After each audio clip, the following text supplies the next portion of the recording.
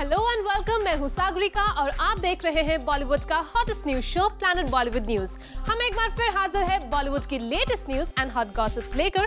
So why wait, let's start with today's headlines. Aamir Khan और SRK के बीच 1 नवंबर 2013 को होगी एक बहुत बड़ी टक्कर। ऋतिक रोशन ने प्रायर कमिटमेंट के बावजूद क्रिश 3 का एक इवेंट करने से क्यों किया इनकार। सिंह साहब द ग्रेट के म्यूजिक लॉन्च के दौरान फिल्म की एक्ट्रेस अमृता राव को क्यों किया गया साइडलाइन। विद्या बालन और फरहान अख्तर आपको बताएंगे क्या होते हैं शादी के साइड इफेक्ट्स। अजय देवगन ने अपनी नेक्स्ट फिल्म से डायरेक्टर अश्विनी धीर को क्यों दिखाया बाहर का रास्ता। बताएंगे फिल्म क्रिश 3 रिलीज से पहले कैसे फंसी लीगल ट्रबल में। राकेश ओम प्रकाश मेहरा 2001 में रिलीज हुई फिल्म अक्स को क्यों फिर से एडिट करने की कर रहे हैं तैयारी। और दिखाएंगे विवेक ओबेरॉय का exclusive interview. Planet Bollywood news की शुरुआत आज की ज़ूमबास्टिक न्यूज से। 1 नवंबर 2013 नवंबर को शाहरुख खान और आमिर की होने जा रही है एक बड़ी टक्कर, और खान्स की इस बड़ी टक्कर की एक्सक्लूसिव इंफॉर्मेशन हम आपके लिए लेकर आए हैं आज की टॉप स्टोरी में। आमिर का इनवाइट ज्यादा वजनदार होगा या फिर शाहरुख खान के इनविटेशन में होगा ज्यादा दम। आमिर के बुलावे पर देश के दिग्गज पॉलिटिशियंस और इंडस्ट्रियलिस्ट दौड़े चले आएंगे या फिर टॉप सेलेब्स को बुलाने के लिए काफी होगी शाहरुख की एक पुकार। इसका फैसला जल्द ही होने वाली एक ग्रैंड पार्टी करने वाली है। जूम को सोर्सेस से पता चला है कि 1 नवंबर को नीता अंबानी के 50th बर्थडे पर होने वाली एक ग्रैंड पार्टी की गेस्ट लिस्ट कोई और नहीं, शाहरुख खान और आमिर खान तैयार कर रहे हैं।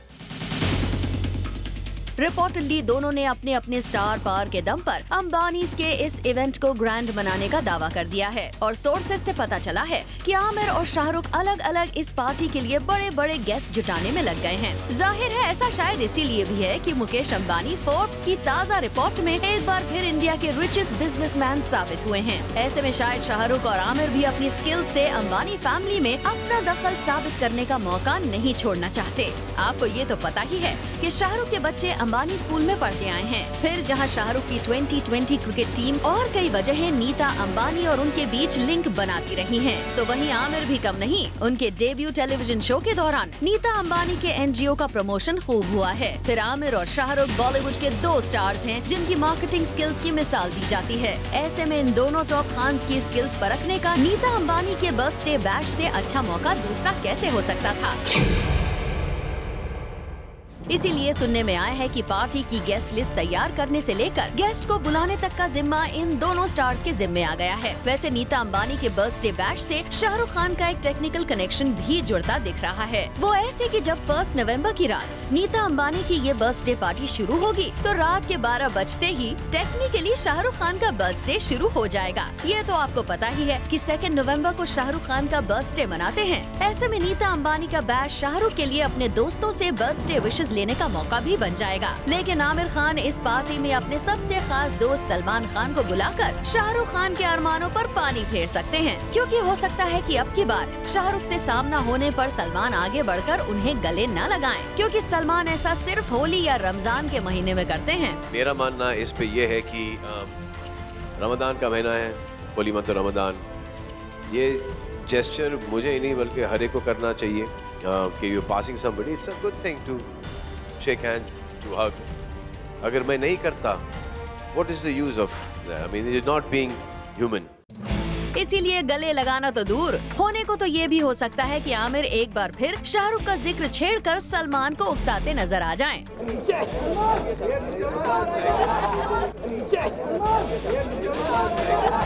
पर जरूरी नहीं है कि आमिर के बुलावे पर सलमान चले ही आएं, क्योंकि नीता अंबानी के साथ 1 नवंबर की बर्थ डेट ऐश्वर्या राय भी शेयर करती हैं। और एक बड़ी बात ये कि आमिर और शाहरुख का इनवाइट मिलने पर भले कॉर्पोरेट और बिजनेस वर्ल्ड के लोग दौड़े चले आएं, पर पहले ही कई कैंप्स में बटी फिल्म इंडस्ट्री में कई बॉलीवुड सेलिब्रिटीज को आमिर और शाहरुख का इनविटेशन एक्सेप्ट करना एक बड़े धर्म संकट में डाल जाएगा। आप ही बताइए, आखिर आमिर का इनवाइट एक्सेप्ट ना करके उनसे बैर कौन लेना चाहेगा। वहीं शाहरुख का का इनविटेशन लेकर आने वाले आ सकते हैं आमिर के निशाने पर। इन्हीं सब वजहों से 1 नवंबर को होने वाली नीता अंबानी के बर्थडे बैश पर सबकी नजर होगी, क्योंकि ये तो पक्का है कि इस पार्टी से आने वाला अपडेट बड़ा ही होगा।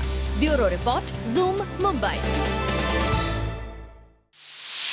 कल शाम मुंबई में फिल्म शादी के साइड इफेक्ट्स का फर्स्ट लुक लॉन्च किया गया और यहाँ फिल्म के स्टार्स फरहान और विद्या ने रियल लाइफ के प्री और पोस्ट मैरिज के साइड इफेक्ट्स के बारे में मीडिया को बताया। आप भी देखिए। फरहान अख्तर और विद्या बालन की यूनिक जोड़ी तैयार है अपनी यूनिक फिल्म शादी के साइड इफेक्ट को लेकर। इस फिल्म में फरहान एक बेचारे हस्बैंड का रोल प्ले कर रहे हैं और अपनी फिल्म के फर्स्ट लुक लॉन्च पर फरहान ने बताया इस फिल्म को करके उन्हें क्या सीख मिली है। I have got one piece of advice, which is something that I learned from this film. There's a wonderful mantra that Saket and the writers have put, which I completely agree with.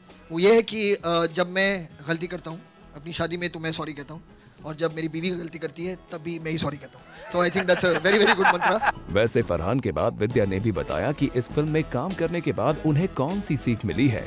It's wonderful to win all the time.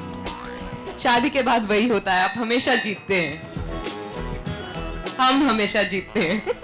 विद्या ने यहाँ अपनी real life की नहीं बल्कि अपनी real life की भी कुछ सीक्रेट शेयर किए।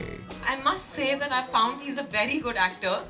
He says it very convincingly that you're looking very good according to me, according to him. Even first thing in the morning, I'm looking good. So thankfully, but I don't always believe him. Well, अब तक ये सारी बातें हुई शादी के बाद के इफेक्ट्स के बारे में। यहाँ विद्या ने मीडिया के साथ शादी के पहले के साइड इफेक्ट के बारे में भी बताया। पहले यही लगता है कि क्या होगा शादी के बाद। You keep wondering, you keep hoping कि कभी मेरी शादी हो। और शादी के बाद लगता है कि मैंने जल्दी तो नहीं कर दी। वैसे विद्या के साथ साथ यहाँ फिल्म की प्रोड्यूसर एकता कपूर ने भी शादी के पहले के साइड इफेक्ट्स के बारे में बताया। पहले के इफेक्ट्स हैं कि I'm learning from Vidya, she just got married and she tells me that it's a good thing. So maybe after 5 years, if she yet believes that, I'll get into it. Well, लगता है एकता विद्या के suggestion लेने के बाद ही शादी करने वाली है। वैसे यहाँ मीडिया ने एकता से जानने की कोशिश की कि अब तक उन्होंने ऐसी कौन सी 3 चीजें हैं जो विद्या से सीखी है। Teach me some 3 things. She will just. I'll tell you what the 3 things are. Entertainment, entertainment, entertainment. एकता से पूछे गए इस सवाल का जवाब फरहान ने बहुत अच्छी तरह से दिया। विद्या बालन और फरहान की ये फिल्म काफी इंटरेस्टिंग लग रही है। We just hope कि फिल्म के फर्स्ट पार्ट की तरह ये फिल्म भी ऑडियंसेस को पसंद आए। For Roshni Dubey, Zoom, Mumbai. ऋतिक रोशन आजकल अपनी फिल्म क्रिश 3 के प्रमोशंस में जोर शोर से लगे हुए हैं, लेकिन रिसेंटली क्रिश 3 के एक प्रमोशनल इवेंट पर प्रायर कमिटमेंट के बावजूद ऋतिक नहीं पहुंचे। क्या है इसकी वजह? Let's find out. Krrish 3 Hrithik और राकेश रोशन के कितने करीब है इसका अंदाजा तो आप सब लगा ही सकते हैं, और शायद यही वजह है कि आजकल ऋतिक भी परफेक्शन की राह पर चल पड़े हैं। हम ऐसा इसीलिए कह रहे हैं क्योंकि ऋतिक अपनी फिल्म के फाइनल एडिट में करा रहे हैं चेंजेस। जी हाँ, सुनने में आया है कि ऋतिक रोशन क्रिश 3 के फाइनल एडिट से खुश नहीं है। That's the reason why उन्होंने कल एक इवेंट तक अटेंड नहीं किया as he was busy making changes in the film. दरअसल Hrithik is too much under pressure. Krrish 3 के म्यूजिक को रिलीज होकर काफी वक्त हो गया है, लेकिन इस फिल्म का एक भी सॉन्ग ऑडियंस को नहीं पसंद आया। यहाँ तक कि प्रमोशंस की बात करें तो क्रिश 3 की फुल कास्ट कहीं भी एक साथ नहीं दिखाई दी है, ना ही एक्सपेक्टेशन के मुताबिक इस फिल्म का प्रमोशन किया गया है। अब ऐसे में जाहिर सी बात है कि ऋतिक प्रेशर तो फील करेंगे ही। ऋतिक को राहत तो तभी मिलेगी when the film will hit the theaters. For Ilika Srivastava, Zoom, Mumbai. Recently, Sunny Deol starrer film Singh साब द ग्रेट का म्यूजिक लॉन्च इवेंट रखा गया।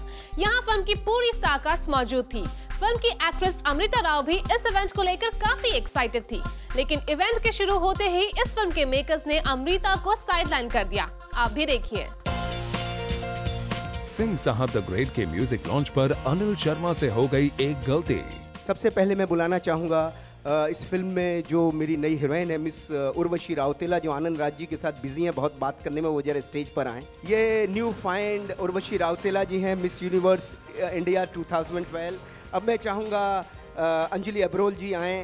ये टीवी की बहुत बड़ी कलाकार हैं और पहली बार हिंदी फिल्म कर रही हैं। उन्होंने स्टेज पर न्यू कमर एक्ट्रेस को बुलाया और भी जितने यहाँ कलाकार बैठे हैं, चूँकि अंधेरा होने की वजह से मैं देख नहीं पा रहा हूँ सबको। एंड शक्तिमान जी किधर हैं, कुमार साहब किधर हैं, जॉनी लीवर जी तो आ ही गए, और सिमरन खान जी आए हैं जिन्होंने डांस किया हुआ है, इनका भी पहला गाना है। फुल कास्ट एंड क्रू तक को इनवाइट किया, लेकिन सबसे लास्ट में याद आई उन्हें फिल्म की दूसरी एक्ट्रेस अमृता राव। अमृता राव जी किधर हैं यार, कुछ समझ ही नहीं आ रहा, कब तक वो ड्रामा करती रहेंगी शिखा चतुर्वेदी बनने का, आएंगी नहीं आएंगी, आओ यार एक्टिंग खत्म हुई। दरअसल अमृता राव इस इवेंट के दौरान भी अपना रोल प्ले कर रही थी। इस फिल्म में she is playing the role of a reporter, इसलिए पूरे इवेंट के दौरान वो रिपोर्टर्स के बीच बैठी हुई थी और वहाँ से वो फिल्म के डायरेक्टर अनिल शर्मा और सनी देओल से सवाल पूछे जा रही थी। सिंह साहब द ग्रेट एक हीरो ओरिएंटेड फिल्म नज़र आ रही है, इसका टाइटल अभी यही कहता है। तो अगर कोई ऐसी फिल्म जो हीरोइन ओरिएंटेड हो और जिसका टाइटल भी हीरोइन के किरदार पे आधारित हो, क्या ऐसी फिल्म का हिस्सा होना चाहेंगे आप? Definitely I would be. जब मैं हीरो बनकर मेरे साथ हीरोइन और वो मेरा हिस्सा बनती है तो मैं भी ज़रूर उसका हिस्सा ज़रूर बनूँगा, पर डिपेंड करता है कोई प्रोड्यूसर आए, and I will definitely do it. आज आपके फिल्म का म्यूज़िक रिलीज़ है और हमने सिंह साहब द ग्रेट का टाइटल ट्रैक देखा। इस टाइटल ट्रैक में और जो भी विजुअल्स थे इसमें आपकी हीरोइन अमृता राव नजर नहीं आई। आनंद और मिठाई ज्यादा हो जाए तो कड़वी हो जाती है, तो लोग थोड़े पक भी गए हैं कि लोग चाहते हैं अमृता राव जी कुछ अलग करें। तो मैंने सोचा जब अमृता राव जी मेरे पास आई तो मुझे बोले गाना वाना नहीं करना शर्मा जी, अनिल जी कुछ अलग करना है, गाने वाने गा के करके मैं थक चुकी हूँ, मुझे एक ऐसा रोल करना है, एक ऐसा रोल करना है जो रोल एक क्रांति लेके आए, जो रोल एक नई बात कहे, वो जो रोल एक नया आयाम मुझे दे। तो बस उस नए आयाम के लिए अमृता राव जी इसमें एक जर्नलिस्ट का रोल कर रही हैं, और जब फिल्म देखेंगे प्रोमो में गाने में वो दिखे ना दिखे, लेकिन फिल्म में वो दिखेगी कितनी, इसका फैसला 22 तारीख को हो जाएगा। शायद अमृता राव का यही सवाल अनिल शर्मा को कुछ खास पसंद नहीं आया और उन्होंने तय कर लिया to sideline her at this event. That's the reason सबसे लास्ट में अमृता का नाम लिया गया after inviting the whole cast. इसके अलावा फिल्म के एक्टर सनी देओल भी लगता है कुछ खास मूड में नहीं आए थे टू प्रमोट हिज फिल्म, इसलिए तो हर इवेंट पर प्रमोशन स्ट्रेटजी पर ऑब्जेक्शन उठाने वाले सनी ने इस बार भी कुछ ऐसा ही किया। प्रमोशन करना बहुत जरूरी है, पहले भी मैंने किया था लेकिन थक गया उस बार। तो हम अभी आजकल एक मदारी की तरह ढोल लेके पीटते रहते हैं, जहाँ भी जाते हैं, ओ देखो जी साडी पिक्चर आ गई, साडी पिक्चर देखो, साडी पिक्चर देखो। तो ये एक तरीका बहुत अजीब सा हो गया है। Anyway we have to do it because ये आज का हिंदुस्तान है, आज का इंडिया है। For Salma Khan, Zoom, Mumbai. Saif Ali Khan Katrina Kaif starrer film की सेट से आ रही है एक बुरी खबर। इस फिल्म के सेट पर हुआ है एक बड़ा हादसा। कैटरीना कैफ और सैफ अली खान की फिल्म सुर्खियां बटोरने में बिल्कुल भी पीछे नहीं हट रही। अब सुनने में आया है कि कैटरीना और सैफ की फिल्म के सेट पर हुआ एक हादसा। ये हादसा इतना भयंकर था कि 2 क्रू मेंबर्स को हॉस्पिटल ले जाना पड़ा। दरअसल एक कार सीक्वेंस के दौरान बेरूट के 2 लोकल आर्टिस्ट काफी जख्मी हो गए। एक कार से चोट खाने के बाद इन 2 आर्टिस्ट की हालत इतनी बुरी हुई कि इन्हें हॉस्पिटलाइज कराना पड़ा। लकीली सैफ और कैटरीना दोनों ही काफी दूरी पर थे, इस वजह से उन्हें कोई भी चोट नहीं आई। लेकिन सुनने में आया है कि दोनों इस एक्सीडेंट से काफी चिंता में थे। सैफ और कैटरीना की इस फिल्म की शूट को कुछ देर के लिए रोकना भी पड़ा, लेकिन वी होप कि कबीर खान की ये फिल्म स्मूथली शूट होती रहे। For Kunal Mandekar, Zoom, Mumbai. अजय देवगन ने सन ऑफ सरदार के डायरेक्टर अश्विनी धीर को अपनी प्रोडक्शन हाउस में बनने जा रही नेक्स्ट फिल्म से बाहर का रास्ता दिखा दिया है। क्या है इसकी वजह, लेट्स फाइंड आउट। 2012 की दिवाली पर अजय देवगन को सन ऑफ सरदार जैसी 100 करोड़ की फिल्म देने वाले डायरेक्टर अश्विनी धीर को अजय ने अपनी प्रोडक्शन में बनने वाली नेक्स्ट फिल्म से बाहर का रास्ता दिखा दिया है। सोर्सेस की माने तो अश्विनी अजय की प्रोडक्शन में बन रही अनटाइटल्ड फिल्म पर पिछले कुछ समय से काम कर रहे थे और बहुत जल्द इस फिल्म की अनाउंसमेंट भी होने वाली थी। लेकिन अब खबर आ रही है कि इस फिल्म से अश्विनी को बाहर का रास्ता दिखा दिया गया है। अजय ने अश्विनी को इस फिल्म से बाहर क्यों निकाला है, इसकी वजहों का पूरी तरह से पता नहीं चला है, लेकिन सोर्सेस का कहना है कि अजय और अश्विनी के बीच कुछ डिफरेंसेस आ गए थे, जिसके बाद अजय ने फैसला किया है कि अश्विनी अब उनकी नेक्स्ट फिल्म डायरेक्ट नहीं करेंगे। चेतना सिंह, जूम, मुंबई। एक्ट्रेस चित्रांगदा सिंह को काफी समय बाद स्पॉट किया गया एक स्टोर लॉन्च इवेंट पर, और यहाँ चित्रांगदा ने मीडिया के साथ किया interact. After recovering from dengue, Chitrangada was spotted in Mumbai yesterday for a store launch. And Chitrangada at this store launch shares her choice of designs she likes to wear in Indian outfits. मुझे personally more than the work जो होता है, अगर बहुत ज़्यादा काम हो मुझे इतना पसंद नहीं होता, लेकिन आई थिंक जो कलर कॉम्बिनेशंस हैं like today here also we have some very bright colors, like there's a yellow and there's a beautiful blue. So I really like when colors का play होता है. That I really enjoy wearing and yeah. वैसे दिवाली भी काफी close by है, तो क्या चित्रांगदा ने दिवाली की तैयारियां शुरू कर दी है? शॉपिंग चल रही है, शॉपिंग हमेशा चलती है. I don't think it has anything to do with Diwali, but थोड़ी बहुत करी है, अभी काफी बची है. वी होप कि बाकी शॉपिंग भी जल्दी हो जाए. चित्रांगदा वैसे तो बॉलीवुड की दीवा कंसिडर की जाती है, but she does reveal to us that to make a style statement you need not be brand conscious. I think मैं पर्सनली भी इतनी ज्यादा ब्रांड कॉन्शियस नहीं हूँ, लेकिन यू नो समटाइम्स अगर आपको एक सर्टन टाइप ऑफ क्वालिटी चाहिए या सर्टन काइंड ऑफ फैशन, एक पर्टिकुलर काइंड ऑफ फैशन चाहिए, then you obviously should go for brands.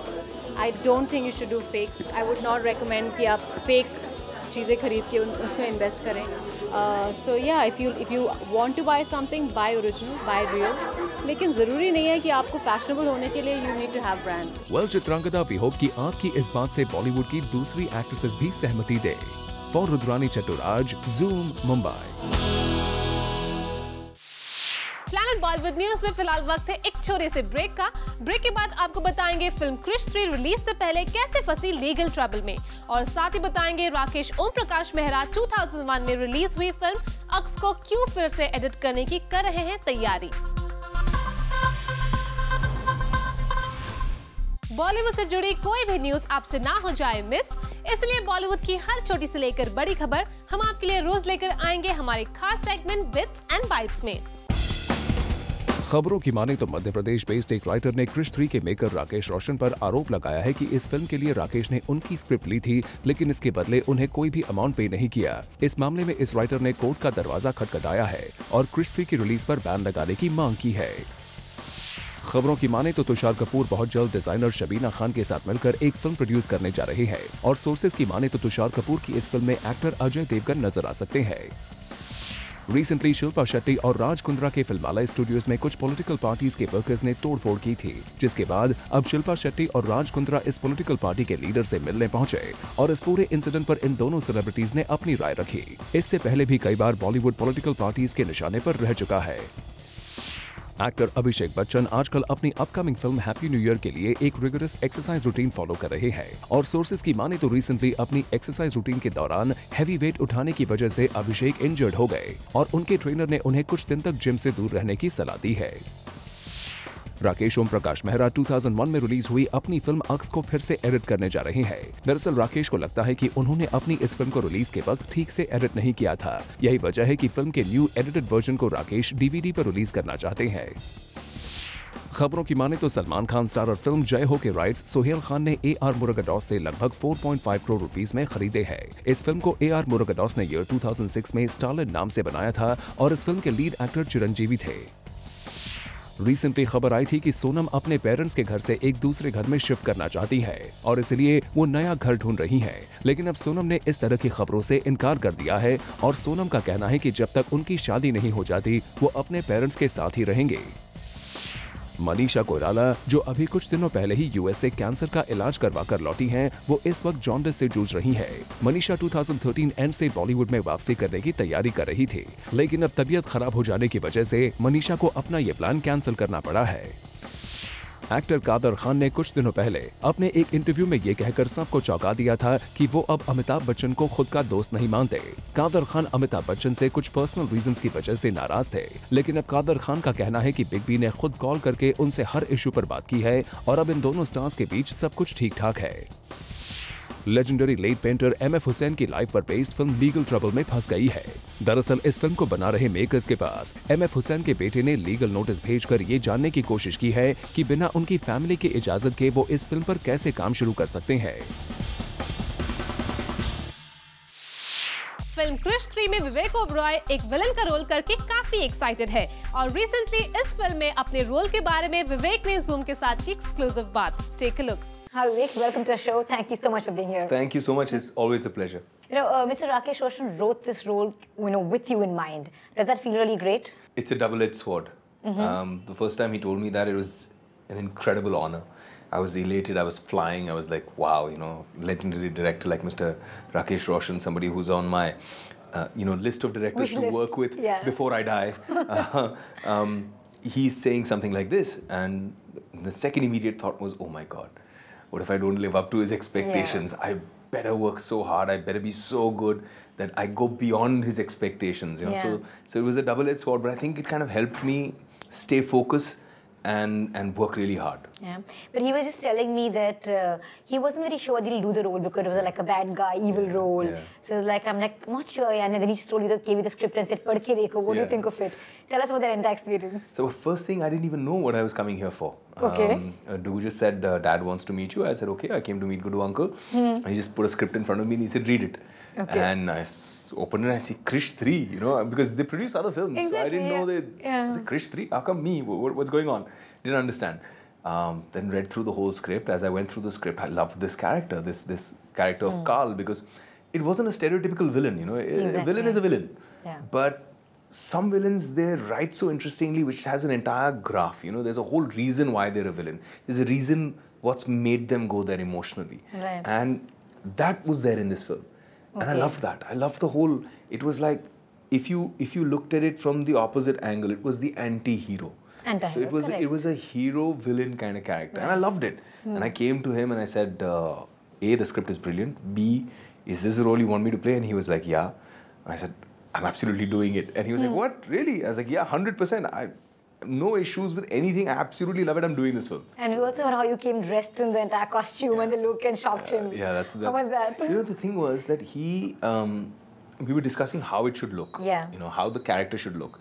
And I kept feeling that, okay, any kind of a look is okay, but if the look has some logic behind it. So I started thinking about Carl as a character, and I said, okay, here's a guy who doesn't go out into, the open. वो बाहर sunshine में जाता नहीं है कभी. He lives in his own world, अपनी दुनिया में मस्त रहता है वो. And because of that reason, because he's not exposed to light, sunlight, उसका skin किस color का होगा? It'll be pale, फीका-फीका सा होगा. It'll be almost like vampire kind of tone. Night creature, kind of a tone.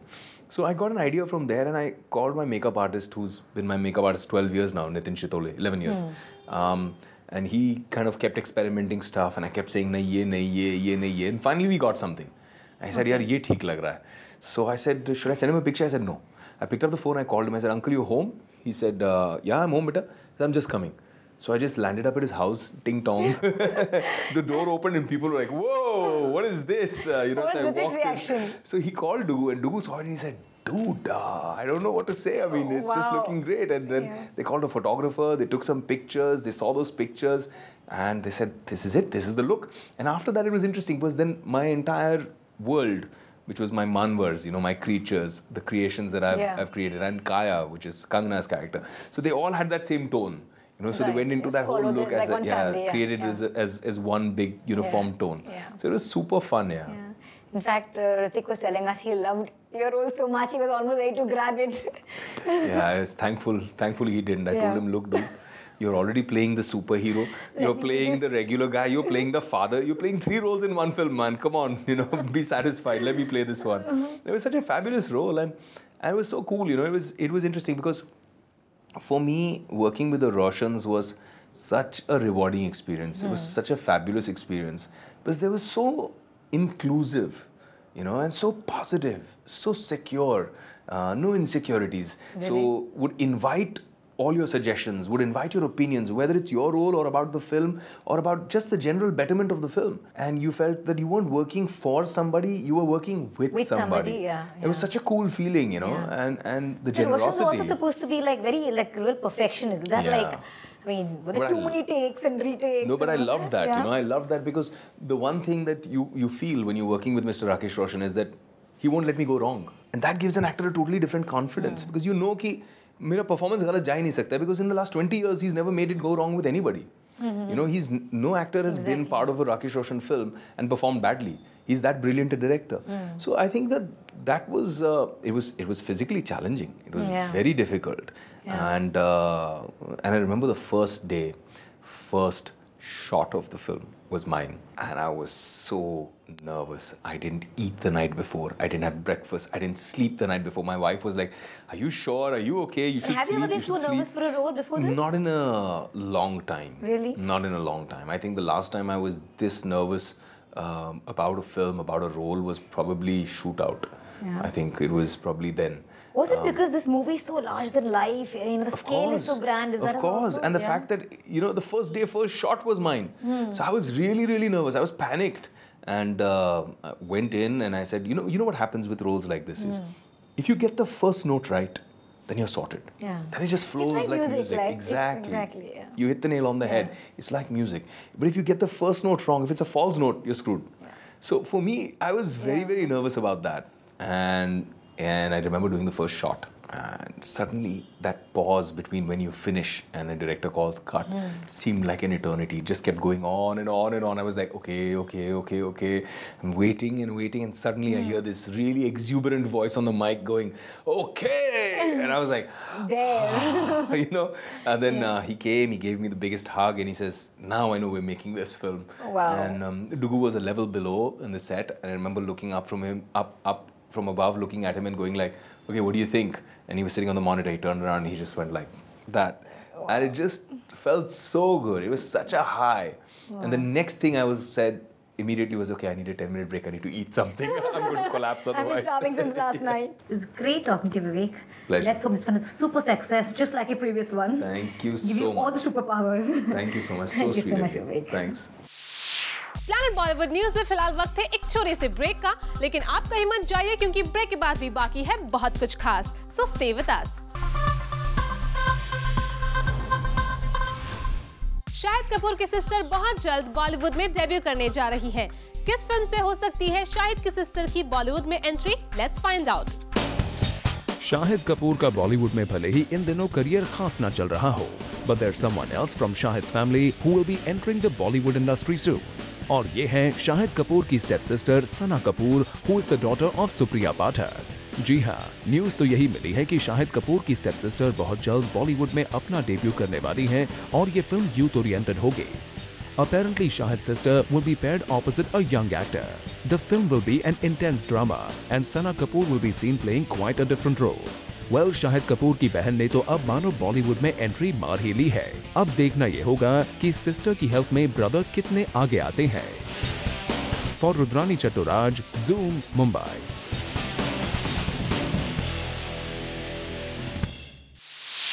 Recently Mumbai में हुआ brand baguette का store launch, जिसकी एक खास झलक हम आपके लिए लेकर आए हैं in a next story.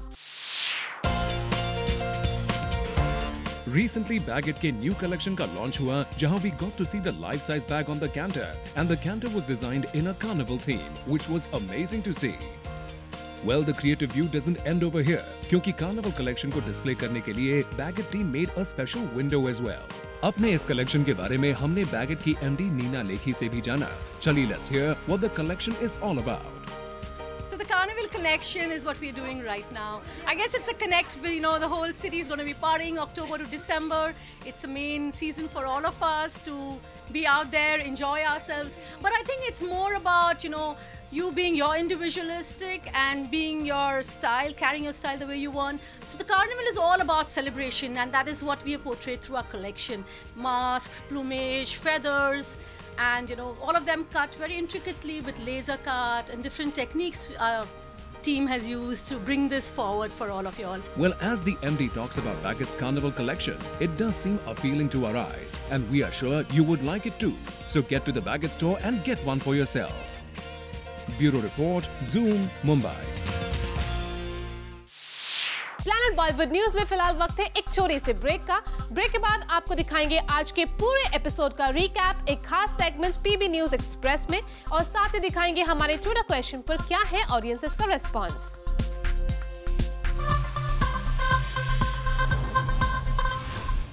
Planet Bollywood news के जूमर्स जो अभी हमारे साथ जुड़े हैं, उन्होंने आज का धमाकेदार एपिसोड मिस कर दिया है. लेकिन डोंट वरी, क्योंकि हम आपके लिए लेकर आए हैं आज के धमाकेदार एपिसोड का एक special recap segment. Take a look.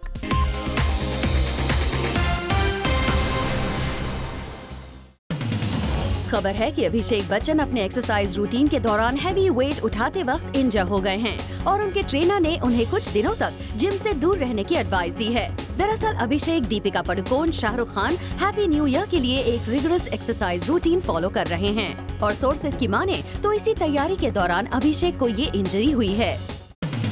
भाग मिल्खा भाग और रंग दे बसंती जैसी सुपरहिट फिल्म्स बनाने वाले राकेश ओम प्रकाश मेहरा रिपोर्टेडली 2001 में रिलीज हुई अक्स को री-एडिट करके ऑडियंस के सामने लाने की तैयारी कर रहे हैं। रिपोर्टेडली राकेश इस फिल्म को अब DVD पर रिलीज करेंगे। उनका मानना है कि शायद अक्स को एडिट करने में कुछ कमी रह गई थी और री-एडिट करने के बाद ये फिल्म दर्शकों को ज्यादा पसंद आएगी। सोर्सेज से पता चला है कि Salman Khan starrer upcoming film के राइट्स 4.5 करोड़ में खरीदे गए हैं। दरअसल गजनी के डायरेक्टर AR मुरुगदॉस की फिल्म 2006 में तेलुगु में बन चुकी है। स्टालिन में साउथ सुपरस्टार चिरंजीवी लीड में नजर आए थे। जय हो में चिरंजीवी वाला रोल सलमान खान निभा रहे हैं।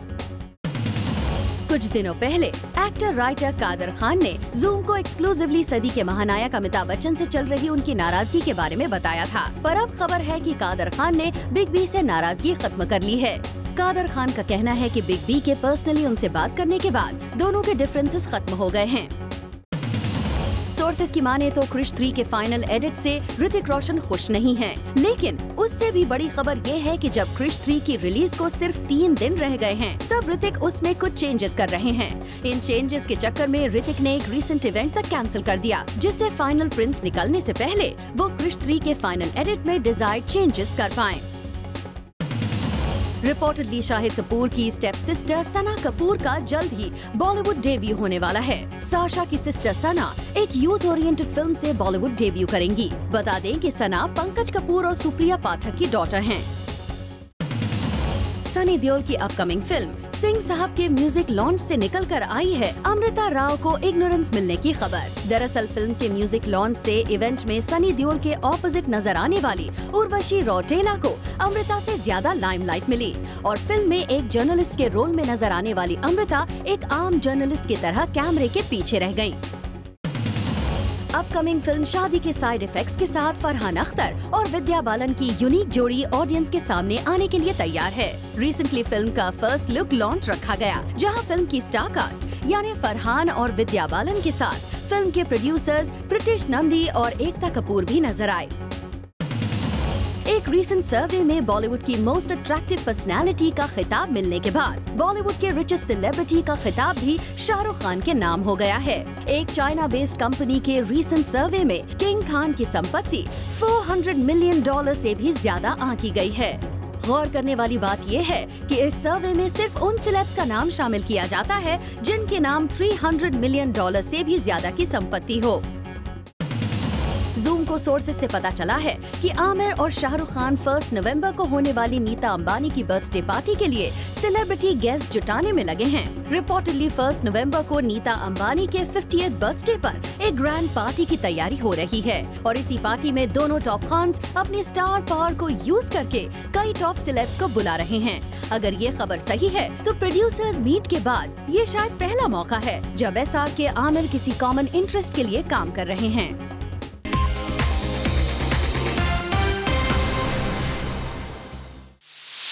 और अब वक्त है जाने का हमारे ट्विटर क्वेश्चन पर क्या है ऑडियंसेस का रेस्पॉन्स। आज की प्लैनेट बॉलीवुड न्यूज की टॉप स्टोरी से रिलेटेड हमने ट्विटर फैन से पूछा एक सवाल, who according to you is the powerful Khan of Bollywood? Let's read out the replies. Shahrukh Khan, he is known worldwide. Ask the Russians about India and they'll say SRK. Of course, Salman Khan. Obviously SRK. Shahrukh Khan, he is the best. No doubt his ideas and principles are worth following. Indeed, he's powerful. Most powerful Khan is Shahrukh Khan and Salman Khan and no one else. Power-wise, SRK. But strength-wise, Salman, of course. Every actor's dream. Every producer's gamble, every musician's challenge. Many tried, but only few made it to the 100 crore club. Zoom's special show starting 30th October Wednesday. Don't forget to tune in. With this, it's a wrap. Planet Bollywood News में कल हम फिर लौटेंगे लेकर बॉलीवुड की और भी latest news and gossip. Till then, keep watching Zoom, India's #1 Bollywood channel.